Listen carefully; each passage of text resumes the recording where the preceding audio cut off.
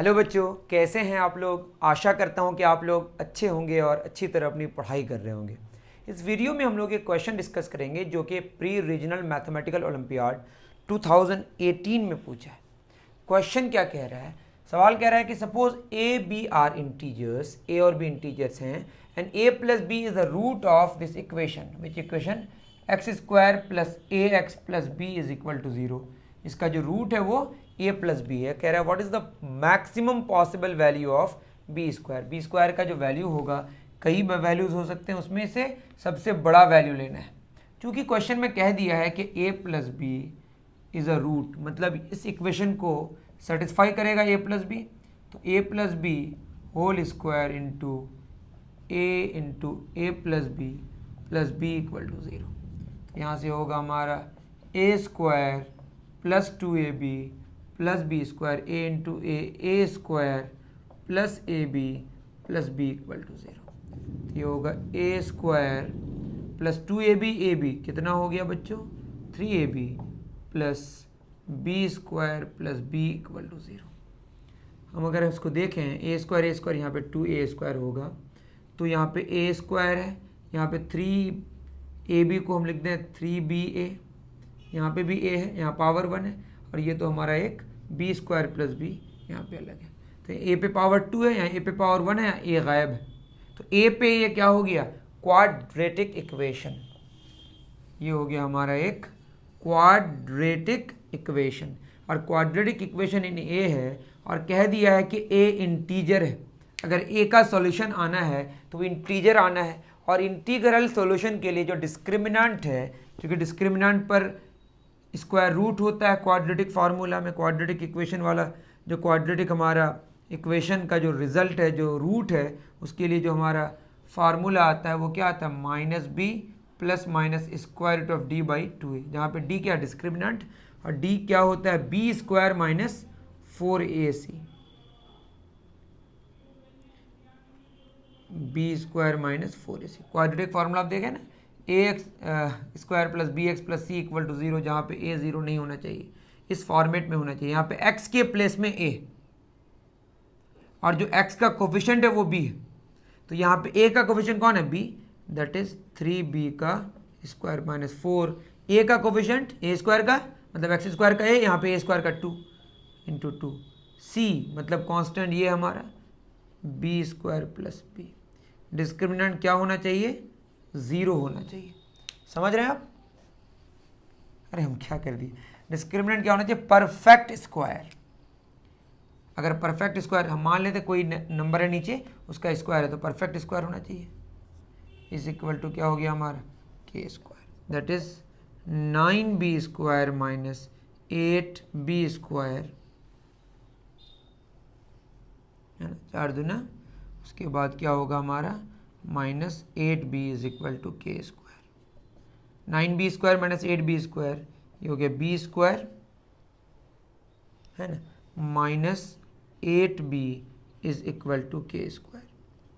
अगर हम a minus b का होल स्क्वायर का फॉर्मूला जाने तो a square minus 2ab plus b square होता है, तो b स्क्वायर मतलब a स्क्वायर हो गया, माइनस 2ab, a b है, a क्या लिखें?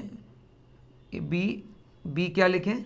4, तब ना होगा 2 4 8b, तो ए स्क्वायर माइनस 2ab तक आ गया, प्लस बी स्क्वायर चाहिए प्लस 4 स्क्वायर। अब कहेंगे आप 4 स्क्वायर कहाँ से लाए? तो कोई बात नहीं, इधर हमने 4 स्क्वायर जोड़ा, तो इधर भी 4 स्क्वायर जोड़ दीजिए। तो ये हो गया हमारा b माइनस 4 का होल स्क्वायर, इधर हो गया के स्क्वायर प्लस 16। ठीक है, अब यहाँ पे देखते हैं, इतना समझ आ गया आपको? अब क्या होगा?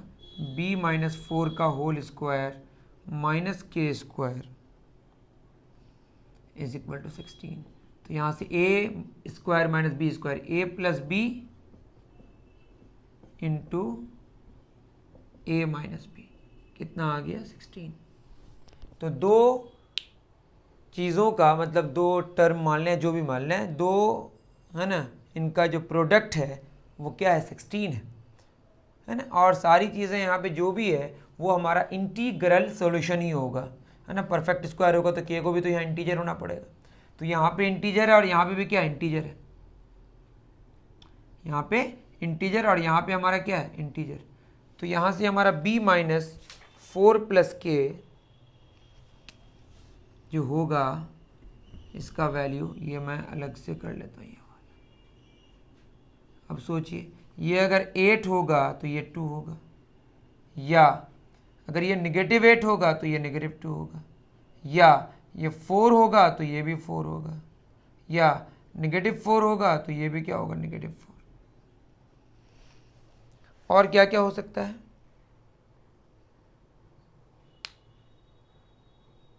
बताइए। ये 16 और ये 1, ऐसा करना पॉसिबल होगा क्या?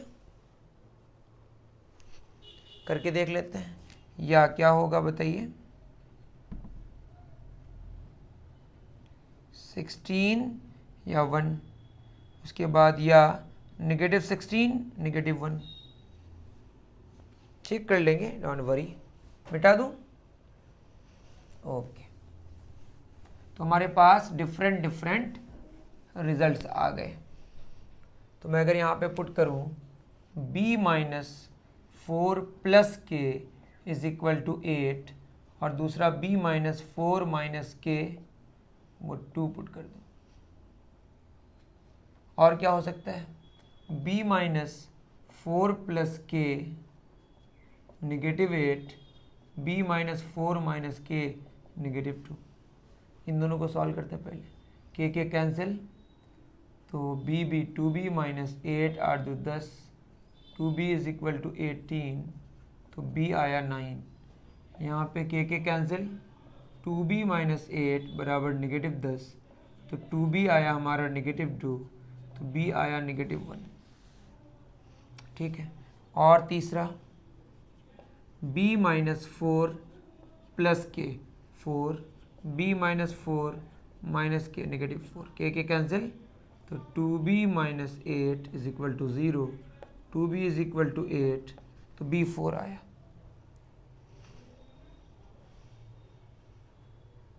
ठीक है, उसके बाद अगर हम b माइनस 4 प्लस के, आई एम सॉरी यहाँ पे हमारा 4 ही तो लेना है, 4 और 4, तो यहाँ 8 होगा, यहाँ पे 16 होगा और यहाँ पे 8 आएगा। यहाँ अगर नेगेटिव 4 लेंगे तो इसको भी नेगेटिव 4 लेंगे, तब तो नेगेटिव 4 नेगेटिव 4 पॉजिटिव 16 आएगा। K cancel, 2b minus 8 is equal to negative 8, तो 2b इक्वल टू 0, तो b आया 0। तो यहाँ पे 81 आएगा b स्क्वायर, यहाँ 1 आएगा, यहाँ 64, यहाँ 0। अब तक तो ये सबसे ज़्यादा आ रहा है। b minus 4 plus k is equal to 16, b minus 4 minus k is equal to 1। तो क्या हो जाएगा, के कैंसिल, तो 2b minus 8 is equal to 17, तो 2b 17 और 8 कितना हो गया, तो यहाँ फ्रैक्शन में आ जाएगा, मतलब पॉइंट में आ जाएगा, दैट इज़ इंटीजर नहीं होगा। उसी तरह यहाँ पे नेगेटिव 16 नेगेटिव 1 नेगेटिव 17, तो वो भी नहीं हो पाएगा। तो ये तो ऐसे भी नहीं हो पाएगा क्योंकि b यहाँ पे नॉन इंटीग्रल सोल्यूशन दे रहा है। ओके, तो b 9 सबसे ज़्यादा है, तो b स्क्वायर का जो मैक्सिमम वैल्यू होगा वो होगा 9 स्क्वायर, दैट इज़ आंसर होगा 81। तो 81 इज़ द करेक्ट आंसर।